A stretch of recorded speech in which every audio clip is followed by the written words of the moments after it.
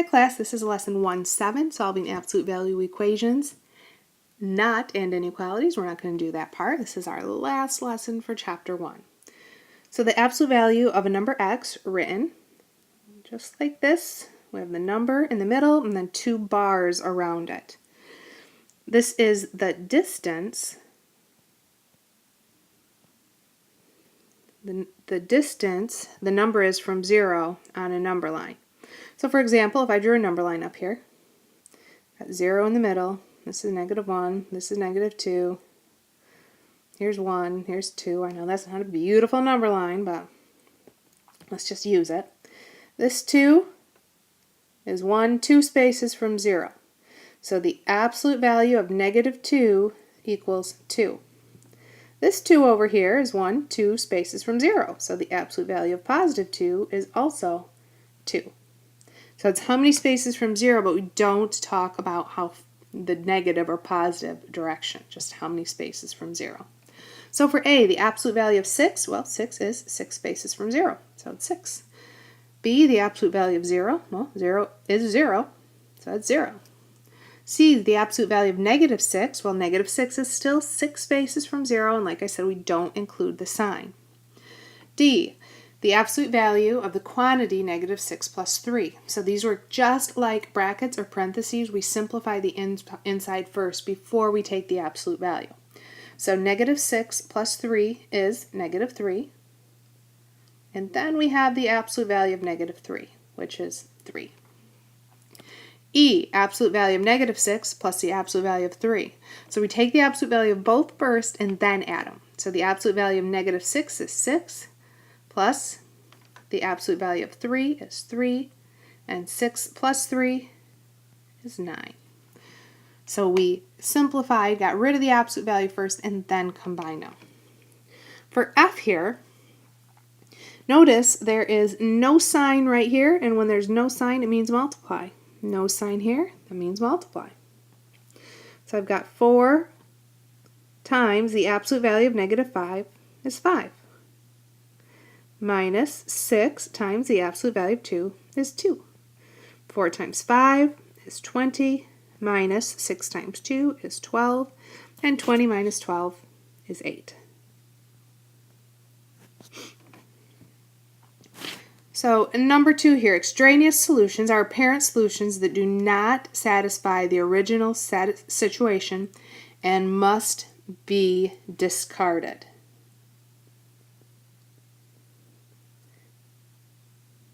Okay, so if I solved a problem and I found something that made the absolute value equal to a negative number, well, that's not possible because the absolute value is always a positive number. As I've said a couple times, we don't talk about positives and negatives with absolute values.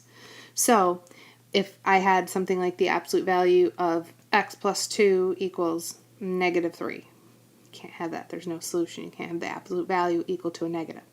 So 3a says solve and graph. The absolute value of x equals 3. So we take what's inside here, x, and we're going to say x equals the positive of what's outside, so x equals 3. Then we also say x equals the opposite of the outside, so x equals -3. So x equals 3 or x equals -3. So to graph this, here's -3, -1, -2, -1, 0, 1, 2, +3. My two solutions are -3 and +3. So there's my graph. B, x equals 0. So I take what's inside and we say x equals, and I'm going to write that twice, x equals the positive of what it equals and the negative. So it equals +0 and -0. Well, we all know positive and -0 are the same thing, so really it's just x equals 0. So on my number line, right in the middle is 0, and that's my solution. C, the absolute value of x equals a -3. Okay, as I said, when we were talking right up here, extraneous solutions, you cannot have the absolute value equal to a negative number. So there is no solution here.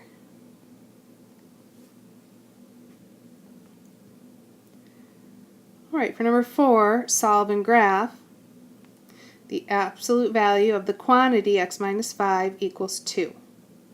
This means like I said up here, we're going to take what's inside and write it twice, and then take this and write the positive and the negative.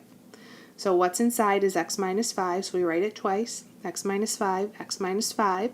Then on the other side we have positive 2, so we're going to write a positive 2 and the negative, a negative 2. So we need a positive 2 and a negative 2. Now we solve these both separately. To undo minus 5, you add 5 to both sides. So you have x equals 2 plus 5 is 7. To undo minus 5 here, again, you add 5 to both sides. So x equals negative 2 plus 5 is 3. So x equals 7 or x equals 3. So on my number line, I have a 3, 4, 5, 6, 7. So x equals 3 and x equals 7. And what I want you to notice here, that 5 is right in the middle here. There's 5. And this is 2 spaces away, and over here is 2 spaces away as well. So it says the solutions are blank units from blank. The solutions are both 2 units from 5.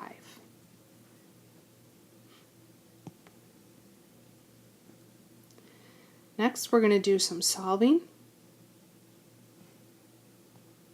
So when solving an absolute value equation of this form, so we've got the quantity ax plus b equals c, and c is greater than 0. So if c is greater than 0, or c is not greater than 0, if c is a negative number, there's no solution.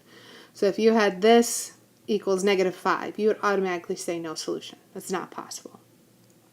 Here's what we do. We write our 2 equations. We keep this part and write that twice. And then we take this other side and write it once, and then it's opposite. Then we solve each equation, and then we're going to check each solution in the original absolute value equation to make sure it works. That's the key thing here. We need to check them. So what's inside is right here. I'm going to write that twice. 4x plus 10, 4x plus 10. I'm going to have equal sign for both. Then I'm going to take this and put the positive and then the negative.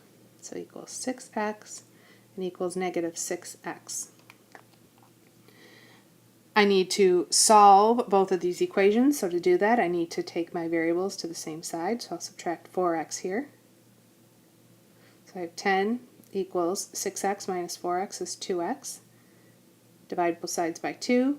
So 5 equals x. There's one possible solution. The other side, I'll subtract 10 from both. Whoop, I don't want to do that. I want to move my x's to the same side, so I'll subtract 4x from both sides. So I have 10 equals negative 6x, and negative 4x is negative 10x. Divide both sides by negative 10, and x equals negative 1. So we want to check both of these. So my check would be the absolute value of 4 times 5 plus 10 equals 6 times 5. So that's 30 equals, simplify inside, 4 times 5 is 20, plus 10 is 30. The absolute value of 30 is 30. So that one checks out. So it checks. The directions up here just said solve each equation. I was kind of asking myself, okay, did I have to graph that? But I'm checking back here. No, just solve each one. Check for extraneous roots. Roots is another word for solutions. So check for extra solutions. That's really saying. Let's check our other side. The absolute value of 4 times negative 1 plus 10. Make that parentheses so it's obvious it's multiplying. Equals 6 times negative 1. So over here, 4 times negative 1 is negative 4 plus 10 is 6. The absolute value of 6 is 6. Equals 6 times negative 1 is negative 6. Oh, I can't have it 6 equal to negative 6. And another thing that could have been a clue here, 6 times negative 1 is negative 6. So I have an absolute value equal to a negative number. So I know that's not possible. This is an extraneous solution. So my only solution here is x equals 5. Pause this video now and try number 6 on your own. This is the last part of the notes that we're doing this lesson, so pause it and try it. Okay, welcome back. So you should have taken this and written it twice, and then taken your 20 and written positive 20 and negative 20. So it should look like 2x plus 9 equals 2x plus 9 equals, and he set it equal to positive 20 and negative 20.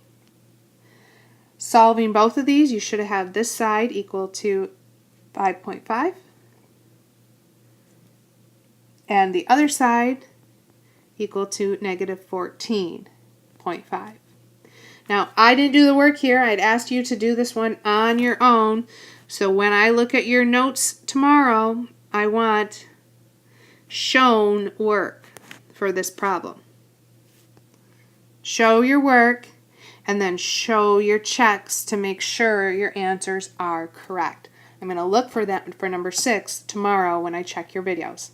This is all for lesson 1-7. This is all for chapter 1. So have a great night.